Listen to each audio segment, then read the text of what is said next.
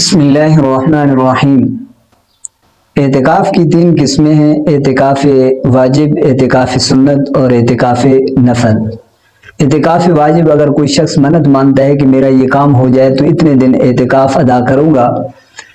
تو جب وہ کام ہو جائے تو اس کو اتنے دن کا اعتکاف کرنا لازم ہوگا، واجب ہوگا، اور اس کے ساتھ روزہ رکھنا بھی لازم ہوگا۔ نمبر 2، اعتکاف سنت، یہ رمضان المبارک کے آخری عشرے میں ادا کیا جاتا ہے۔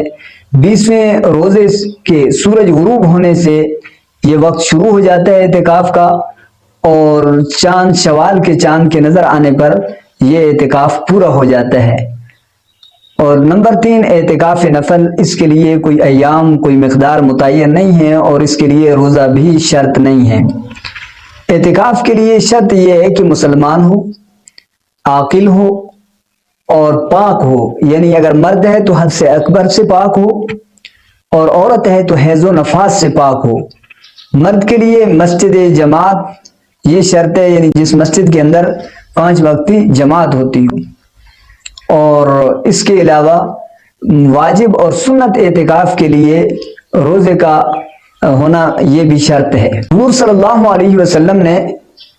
اپنی سیرت طیبہ میں، مبارک زندگی میں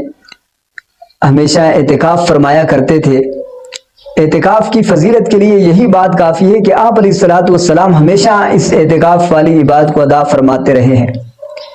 اور اس کے علاوہ بھی آپ علیہ الصلوۃ والسلام نے ارشاد فرمایا کہ جو شخص اللہ تبارک و تعالیٰ کی رضا کے لیے صرف 1 دن کا اعتکاف کرتا ہے، اللہ تبارک و تعالیٰ اس کے اور جہنم کے درمیان 3 خندقیں حائل فرما دیتے ہیں، اور ایک خندق اتنی چوڑی ہے جیسے زمین و آسمان کی مسافت سے زیادہ چوڑی ہے۔ تو جب 1 دن کے اعتکاف کی وجہ سے اللہ تبارک و تعالیٰ اتنا اسے جہنم سے دور فرما دیتے ہیں، جو 10 روز کا اعتکاف ادا کرے گا تو اس کو کتنی اللہ تبارک و تعالیٰ اسے کتنا جہنم سے دور فرما دیں گے۔ اور ایک حدیث کے اندر ارشاد فرمایا کہ جو آخری عشرے کا اعتکاف ادا کرتا ہے اس کا یہ عمل ایسا ہے جیسے 2 حج اور 2 عمرے کرنے والا، یعنی جیسے ان کو ثواب ملتا ہے ایسے اس شخص کو بھی ثواب ملتا ہے۔ اور اس آخری عشرے میں ایک رات ایسی ہے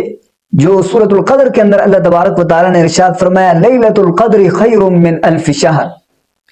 کہ وہ ایک رات 1000 مہینوں سے افضل ہے۔ ایک رات، یعنی اس ایک رات کے اندر کی جو عبادت ہے وہ 1000 مہینوں کی عبادت اس کا مقابلہ نہیں کر سکتی۔ یہ بنتا ہے 83 سال 4 ماہ اگر اس رات کے اندر عبادت کی جائے۔ اور اس کے متعلق حضور صلی اللہ علیہ وسلم نے ارشاد فرمایا تحروا لیلۃ القدر فی الوتر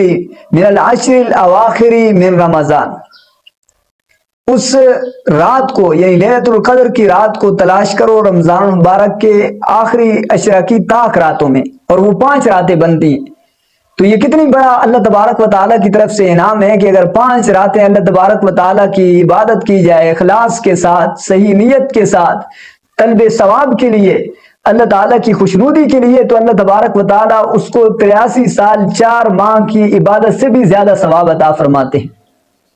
اور اسی طرح ایک حدیث میں ارشاد فرمایا من قام لیلۃ القدر ایمانا واحتسابا غفر له ما تقدم من ذنبه، جس شخص نے لیلۃ القدر میں قیام کیا ایمان کے ساتھ اور ثواب کی طلب کے ساتھ، یعنی صحیح نیت کے ساتھ، چاہے محدثین نے فرمایا چاہے اس نے دعا کی، چاہے ذکر کیا، چاہے تلاوت کی، چاہے نوافل پڑھے، تو غفر له ما تقدم من ذنبه، اللہ تبارک و تعالیٰ اس کے گزشتہ گناہوں کو معاف فرما دیتے ہیں۔ اور معتکف کے لیے یہ بھی ایک حدیث ہے کہ معتکف کو اعتکاف کی وجہ سے ایک یہ فائدہ بھی حاصل ہوتا ہے کہ وہ گناہوں سے محفوظ ہو جاتا ہے، اور گناہوں سے محفوظ ہونے کے ساتھ ساتھ وہ اعمال جو اعتکاف سے پہلے کرتا تھا اعتکاف کی وجہ سے اب وہ نہیں کر سکتا، مثلا مریض کی عادت کرنا ہے، نماز جنازہ میں شریک ہونا ہے، اور اسی طرح یتیموں، غریبوں، مسکینوں کا سہارا بننا ہے، اللہ تبارک و تعالیٰ بغیر ان اعمال کے کرنے کے اعتکاف کی وجہ سے اس کے نام اعمال کے اندر اتنا ہی ثواب عطا فرماتے ہیں جتنا کہ ان اعمال کا کرنے والا ہے۔ دعائیں اللہ تبارک و تعالیٰ ہمیں زیادہ سے زیادہ رمضان المبارک میں اپنی عبادت کرنے کی توفیق مرحمت فرمائے۔ وما علینا الا البلاغ۔